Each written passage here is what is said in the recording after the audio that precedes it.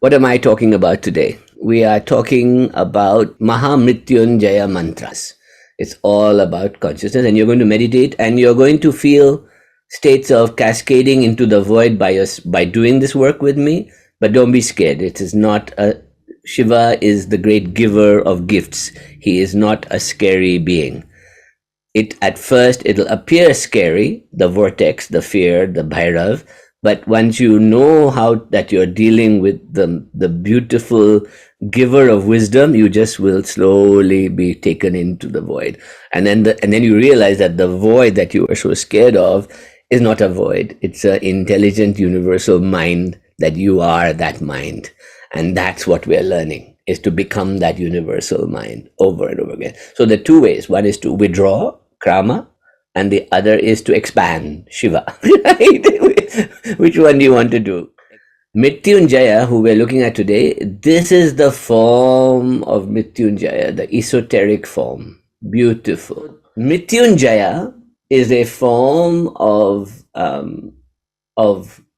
Shiva that comes from the Rig Veda. That means the earliest Vedic manuscript refers to them, right? So this, he's called the three-eyed one, as you'll discover. And look at this feeling that he's got, right? Look at the feeling. It is a feeling of complete tranquility, right? This is where the Buddha images get it from. This is a Chola sculpture from about 2nd or 3rd century, right? So look at this feeling of this image, right? The earlier form of Shiva never had many muscles. He was just a beautiful, delicate man, right? Like this. You know, it was gentle. It was beautiful, flowing tranquility down into him. Mala chanting the Nam name. Mrigi Mudra, we'll come to that in a second. And then 2 vessels containing everything, all the stupidity of life. Just take them all away, collect them, and get rid of them as apana. Prana, apana, and then bliss. And he's just sitting. He's just beautiful, right? So when you look at the Rig Veda, remembering that the Rig Veda was the Vedic people's religion that now dominates Indian thought, but did not integrate at the beginning in the Rig Veda any concepts like Vishnu, Shiva, all that, right? That came later in Hinduism. Yeah. So you have these references to Shiva or Rudra as Trayambakam Yajamahe, the three-eyed one, Kapardin, who has matted hair like a Rasta, dreadlocks, Hiranyam Iva Rochate, who shines like gold, Shukra Iva Surya, who shines like the sun, Sthitra Birangam Yage, who is with firm limbs, that means strong and can walk everywhere, Pururupa, who has multiforms, he can take on all the forms of nature, Yajatam Vishwarupam, who is Vishwarupa, right, the universal being, right, then whole universe, Ye Bihi Shiva, who is the auspicious one. Shiva means auspicious. There's only one reference to Shiva in the whole of the Rig Veda. There are 17 references to Rudra. Right? And the references to Rudra always describe him as one who descends from the mountains with beings like black hooded swans that came down from the Himalayas to come down to the things. And in the Rig Veda, they try invite them to come to their yagyas, so that and so essentially the early cult of Shiva, of Rudra, was fierce beings that could come down from the mountains, and if they came, they could bless your homa, your fire, right? They were described as wind, tornado, hurricane coming, whoosh, right? Just imagine, right? A whole army of beings coming down from the Himalayas on horses and cows and goats and whatever they were riding, and buffaloes, and coming down to the poor Rigvedic rishis sitting there doing their chanting. And they had to welcome them because they would be destroyed otherwise. These were fierce beings, right? So it was, the whole Rig Veda is full of these kind of, please join us, please come and drink the beautiful Soma, please come and sit with us, please don't destroy us, please don't destroy us, please be kind to us. So when this mantra that I'm going to teach you today was given in the Rig Veda as a way to appease that fierce one, the three-eyed one, right? That's what this mantra is. Isn't that interesting? So just say it once with me. This is from the Rig Veda. If anybody wants to read it, it's chapter 7, section 59, verse 12, part 12, 170 sections in that. Say Om, say it with me. Om Trayambakam Yajamahe Sugandhim Pushti Vardhanam Uruvarukamiva Bandhana Mrityora Mukshiya Ma Mritat. Right? So we say it together again. Om Trayambakam Yajamahe Sugandhim Pushti Vardhanam Urvarukamiva Bandhana Mrityora Mukshiya Ma Mritat. Shall we do it again?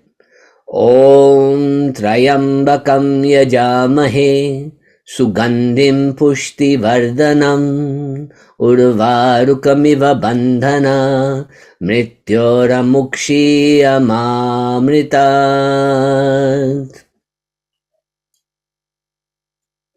We worship the three-eyed one. Om Trayambakam Yajamahe.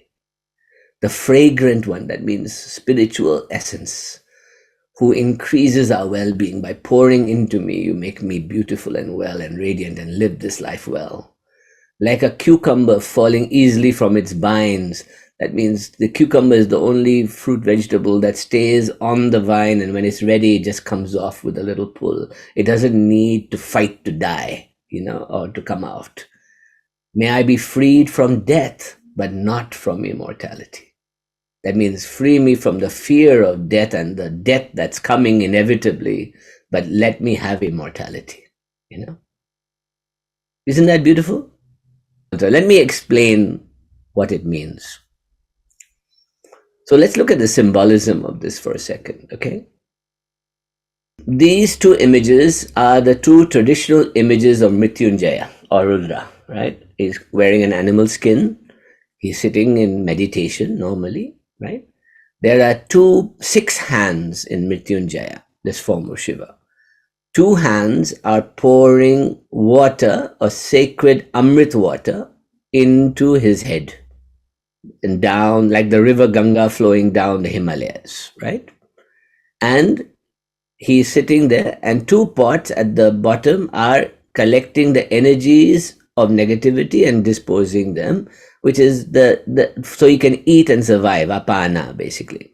And 2 hands are, one is holding a rudraksha or sometimes a trishul, and the other is holding the mrigi mudra or the deer, right, which is mrigi, right? So let's look at what it means. 1, he is the three-eyed one. There is his third eye, right? So he carries a trishul because he is the conqueror of the 3 worlds. What are the 3 worlds? They are the 3 gunas, tamas, rajas, and sattva, and they are the 3 states of consciousness, ichcha, jnana, laya, all the 3 worlds that we talk about in Shakti, right? So he's pouring down the bliss of Amrit. His third eye is open, and you see there is a little him sitting there watching that flow of bliss coming into him. And if you look carefully, there's a crescent moon. We'll come to that in a second. The deer, mrigi, which we know as this mudra here, right? Which we put on our heads when we do the Guru mudra, right? The Guru, this one. This is the mrigi mudra, right? Mrigi mudra is basically means that I am controlling my mind. My mind is like a fleeting deer that just wants to run around and go crazy, right? And I'm completely controlling my mind, right? So why the Mrigi deer? And this is an ancient story. I've told it before, but I'll tell you again. And the idea is that the Mrigi deer is the musk deer, and it gives out the most beautiful smell. But that smell comes from a gland in its asshole, right? And in his anus. And it runs around the woods trying to find the smell. It doesn't know where it's getting it, the smell. It's running around going, where's that smell? Where's that smell? Where's that smell? And all the time it's coming out of its own bottom, right? So we are like the Mrigi deer. We have a mind that cannot be controlled. So we want to stabilize the mind. Yeah. It doesn't mean you have to bend over and smell your bottom. It just means that you've got to be a stable deer in the world. Okay. That's all it means. These two bowls represent, they're usually gourds. So they're called kamandalus, right? And kamandalu means a bowl that you carry for begging, right? But a true Vairagi, detached person, does not beg. They just sit there, and if somebody puts something in the bowl, they'll eat it. If somebody doesn't put anything, they'll fast until somebody does put something in, or they'll die. They don't care. See that detachment? The Vairagi, right? That means I need nothing. I have no needs. I am free, right? What a powerful idea. That, oh, if you give me food, I'll eat it. So that's why people like Vivekananda would eat anything. He didn't care. And he would go for days sometimes without eating because he couldn't get any food. But when he ate, he would go to America and he ate steaks, he ate chicken, he ate everything, because whatever was given to him, he was freely detached from it, and it was just gratitude. Thank you, for feeding me. That is the way to approach anything in life, is that detachment, right? So one of the greatest teachings from this is detachment, which is that if you don't get, okay, if you get, enjoy, but don't cling to it, anything. Otherwise, it's going to disappoint you and you're going to have frustration and you're going to get karma. You want to be karma free, right? So he is karma free. This is the main thing here. He is the cucumber. Remember the cucumber, which is also seen as a linga. The cucumber here I'll tell you the story in a second. And he's also in this one carrying a chillam, right? So what is the metaphor there? The metaphor here is that he knows how to shut down the default mode network. What's the biggest problem for us human beings is that we don't know how to shut up, right? So when I smoke bhang, drink bhang or smoke ganja or anything, right? First function is to stop the brain from thinking. How many of you have smoked? Confess right now. I've smoked heavily. Okay, but so when you smoke and you feel two things with good ganja, with good marijuana, sensimilia, particularly the seedless variety. You get two experiences, which is what the Shiva Bhum Shankar folks do. You get a kind of complete slowing down of the mental stuff, but full awareness. You're completely conscious, but your mind is not thinking too many thoughts. It's almost like, okay. And the second thing, you start to recognize a pulse, right? Why do you think reggae music comes out of Jamaica? Because of the pulse, that doom, doom, doom, doom. How many of you have experienced that in ganja? That feeling of doom, doom, doom. That we call that, and if you go to the mountains, they'll say boom shankar, boom shankar, boom shankar. Why? Because you are booming with the spanda, that first sound of the universe. You are throbbing with it. See how it feels? So on the one hand, you shut your chattering mind down, and on the other hand, you open yourself up to divine consciousness at the same time. That's why he's smoking a chiller. The cucumber represents, and I'll explain that in a second. Vairagya is the bowl, and the Rudraksha, which is a tree that goes in the Himalayas called the tear of Shiva, is a beautiful ancient plant that gives us a beautiful vibration. When you, this is my Rudraksha mala that I've had for 23 years. I've meditated all my meditation on it, so everything gets collected into it, and it becomes your go-to for transmission for yourself. So he's got a Rudraksha mala, repeating the sound, hum, hum, hum, hum, hum, and you learn the bead sounds later. So, Om Trayambakam Yajamahe, the opening of the third eye. What does this mean here?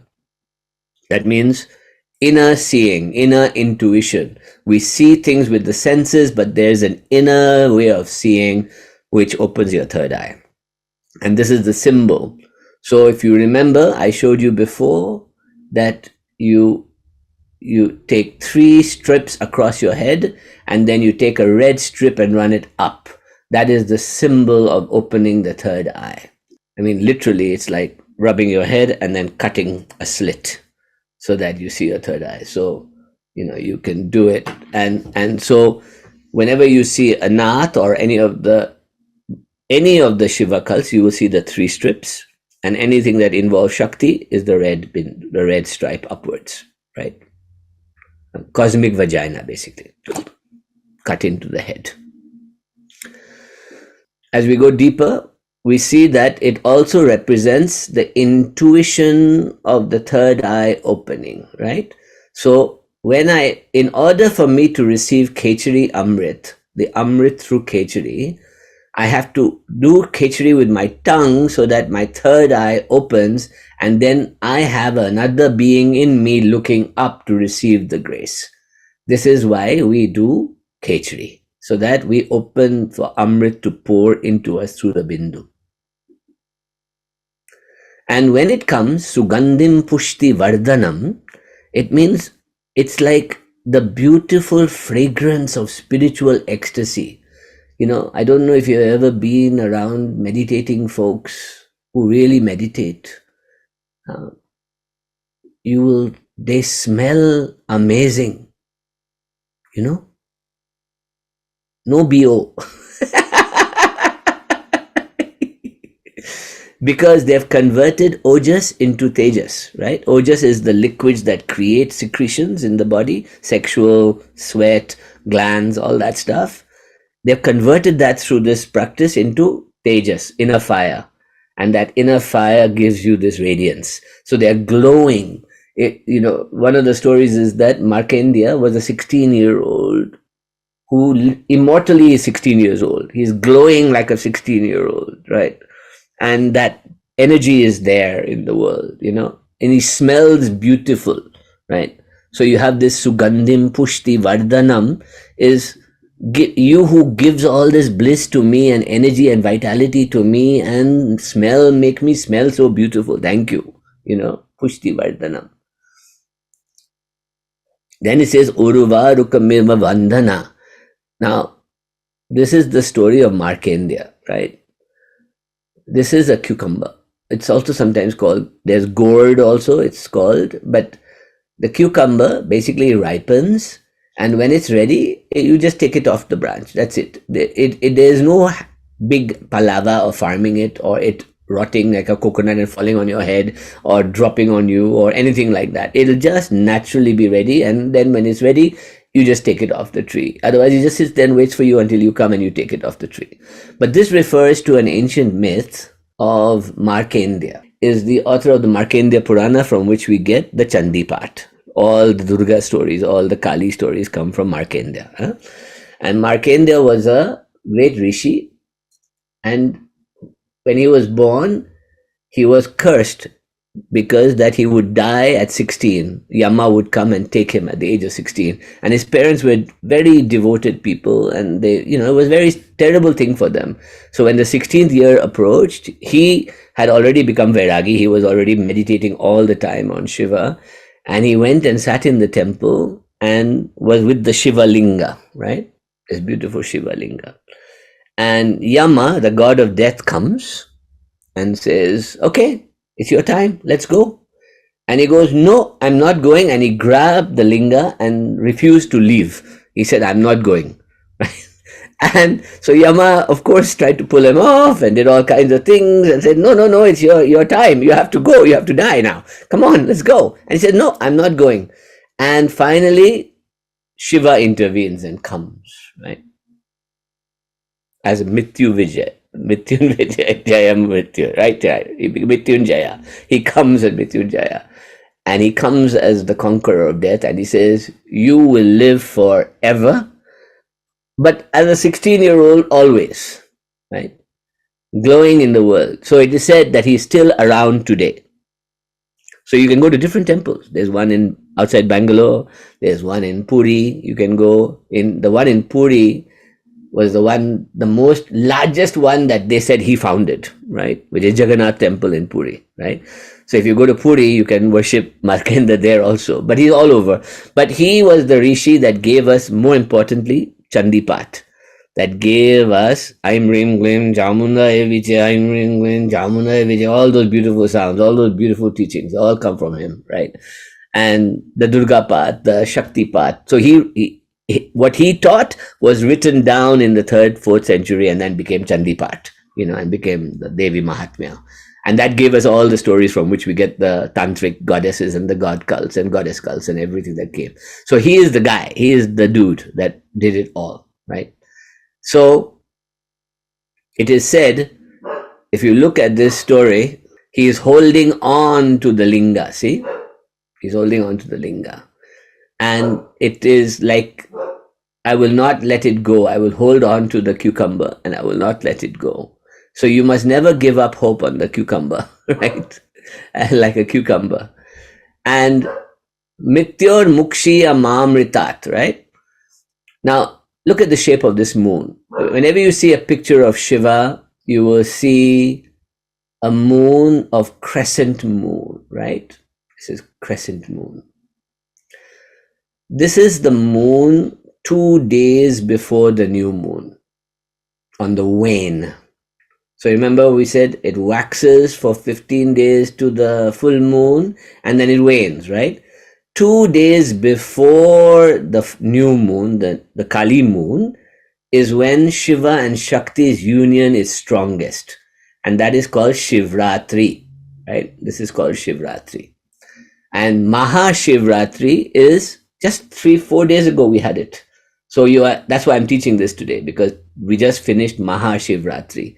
This is the greatest crescent moon came about 4 days ago. And that gave us this beautiful crescent that is the union of Shiva and Shakti. When if you meditate on that night every 2 days before, you will get the full beam of Shiva will come into you and the beam of light will come into you, right? That is a lunar part of the mythology of experiencing this. So Mrityor Mukshiya Mamritat says, free me from death. Mukshi means freedom, Mrityo means death, but also free me from deathlessness. That means just keep me deathless, meaning not free me from deathless. That means make me immortal, right? So he's saying, don't I don't care about dying because I'm like a cucumber. If I die, I die.